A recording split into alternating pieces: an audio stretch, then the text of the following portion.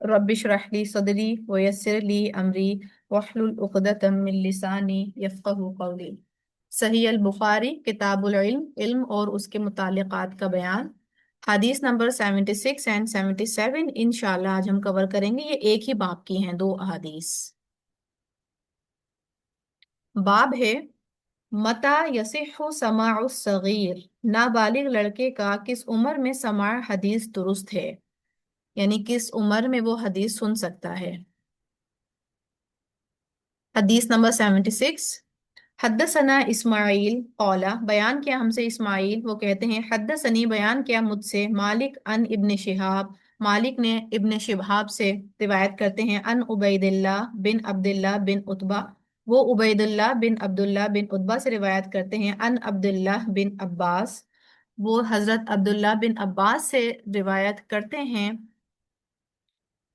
कौला अक़बलतु राकिबन अला हिमारिन अतान, मैं एक मर्तबा एक गधी पर सवार होकर आया, व अना यौम इदिन कद नाहस्तुल इह्तिलाम, और उन दिनों में बलूगत के करीब था, व रसूलुल्लाहि सल्लल्लाहु अलैहि वसल्लम युसल्ली बिमिनन इला गैरि जिदारिन, नबी सल्लल्लाहु अलैहि वसल्लम मिना में नमाज पढ़ रहे थे और आपके सामने दीवार की आड़ नहीं थी, यानी बतौर सतरा दीवार के अलावा कोई और चीज नहीं थी, यानी कोई और चीज थी।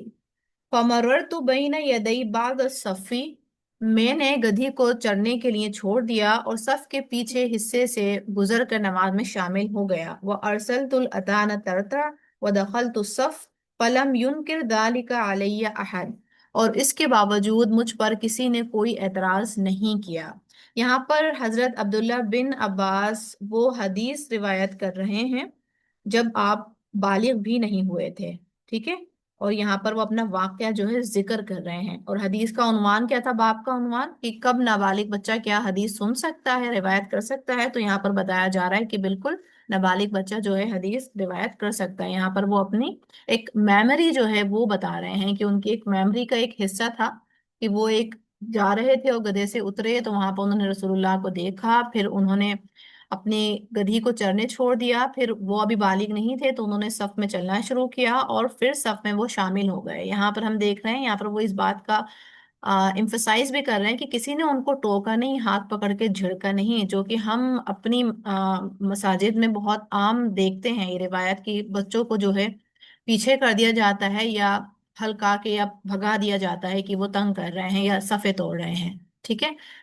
खैर कुछ रिफ्लेक्शन के पॉइंट्स थे, रिफ्लेक्शन के पॉइंट्स इसमें बहुत सारे थे। एक तो ये नमाज की अहमियत यहाँ पर हमें पता चल रही है कि रसूलुल्लाह जो है सफर में हो या किसी भी हालत में हो नमाज को कभी नहीं छोड़ते थे, ठीक है। तो हमें भी हर हाल में नमाज का एहतमाम करना है।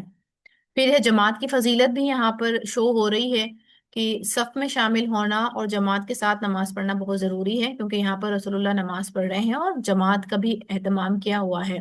फिर नबी सल्लल्लाहु अलैहि वसल्लम ने बिना किसी रुकावट सुतरा के बगैर दीवार के भी नमाज अदा की है, यानी दीन आसानी है, आसान है, अननेसेसरी तकल्लुफ नहीं है, यानी अगर ज़रूरत नहीं थी तो सुतरा का एहतमाम भी नहीं किया गया। फिर दीन में आसानी है। अब्दुल्ला इब्ने अब्बास रजी अल्लाह अन्हु ने गधी बांध कर सफ में शामिल हो गए, किसी ने मना नहीं किया, यानी दीन में फ्लेक्सिबिलिटी है। हमें भी अननेसेसरी क्रिटिसिज्म से बचना चाहिए, यानी बच्चों को मोटिवेट करना चाहिए, ना कि उनको हकाल के भगा देना। फिर तरबियत ऑफ यूथ, इब्ने अब्बास उस वक्त छोटी उम्र के थे फिर भी दीन सीख रहे थे। बच्चों की तरबियत और उनकी इबादत की आदत डालना जरूरी है, ठीक है। यानी बच्चों की जो हम दीन का जो रूट है वो हम बचपन से ही डालेंगे और धीरे धीरे करके उनको चीजें जो हैं दीन का यानी दीन के ढांचे में हम धीरे धीरे जो है उनको ढालेंगे और बचपन से ये चीज की शुरुआत हो जाएगी। फिर अदब ऑफ मस्जिद, मस्जिद के आदाब, सवारी को बाहर बांधना और फिर नमाज में शामिल होना, मस्जिद के आदाब और निज़ाम मेंटेन करने में ये मददगार साबित होता है, ठीक है। और अमूमन खैर ऐसा ही होता है, आपकी सवारी बाहर होती है और लोग मस्जिद के अंदर होते हैं। बहरहाल हदीस नंबर 77 है।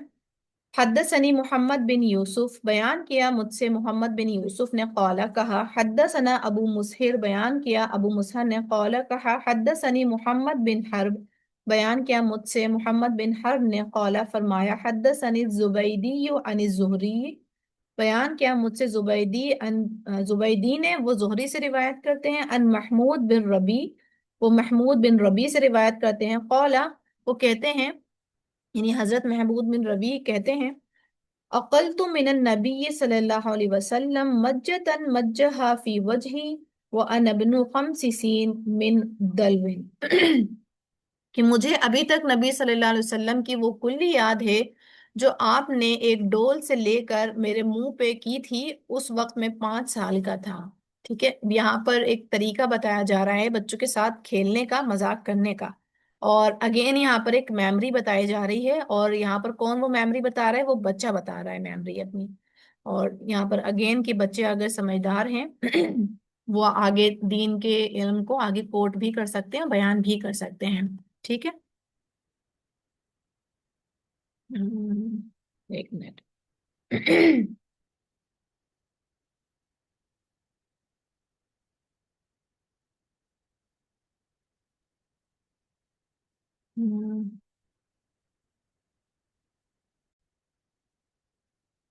اس حدیث سے بھی ہمیں بہت سارے عمل کے پوائنٹس ملتے ہیں۔ بچوں سے پیار اور نرمی، نبی صلی اللہ علیہ وسلم بچوں کے ساتھ پیار سے پیش آتے تھے، ہمیں بھی ان کے ساتھ سافٹ اور لوننگ ہونا چاہیے۔ ٹھیک ہے، کیونکہ یہاں پر ہم دیکھ رہے ہیں کہ آپ صلی اللہ علیہ وسلم کتنے خوشگوار ہیں، حالانکہ ان کے اوپر کتنی بڑی ذمہ داری تھی، لیکن پھر بھی وہ جو ہیں خوشگوار ہیں اور بچوں کے ساتھ نرمی کا معاملہ کر رہے ہیں۔ اس کے برعکس ہمارا حال یہ ہوتا ہے کہ ہمارے اوپر صرف ہمارے گھر کا ہی 2 وقت کا کھانا پکانا ہوتا ہے، اور کچھ تھوڑی بہت صفائی کرنا، اور اس کے باوجود ہمارے جو متھے پہ بل ہوتے ہیں وہ نکل نہیں رہے ہوتے ہیں۔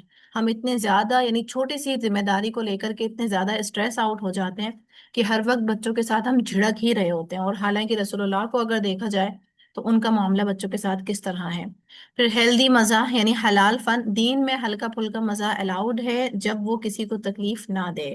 ٹھیک ہے، یعنی یہاں پہ رسول اللہ کا ایک طریقے سے ہمیں مزاح کرنے کا طریقہ شو ہو رہا ہے۔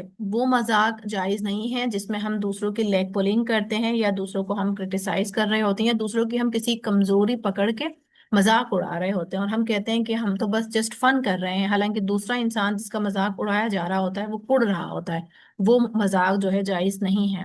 پھر ہے پازیٹیو میموریز بنانا، ایک چھوٹا سا عمل بھی بچوں کے دل میں ہمیشہ کے لیے یاد بن جاتا ہے۔ اپنا رویے کا خیال رکھیں، ٹھیک ہے، یعنی ہم جو بھی معاملات بچوں کے ساتھ کر رہے ہیں وہ میموریز بن رہی ہیں، گڈ میموریز اور بیڈ میموریز۔ اب یہ ہم نے دیکھنا ہے کہ ہم بچوں کے میموریز میں کون سا حصہ لیے بیٹھے ہوں گے، کیا ہماری گڈ میموریز بچوں کے ذہن میں زیادہ ہوں گی، یا پھر بیڈ میموریز ان کو، یا ہماری اچھائیاں زیادہ ذہن میں آئیں گی کہ ہم نے ان کے ساتھ کب کب حسن سلوک کیا، یا پھر ہماری وہ تیوریاں جو متھے پہ چڑھی رہتی ہیں اور ان کو بس نظر آتا ہے کہ ماں تو بس غصے میں ہی رہتی تھی ہمیشہ ہماری۔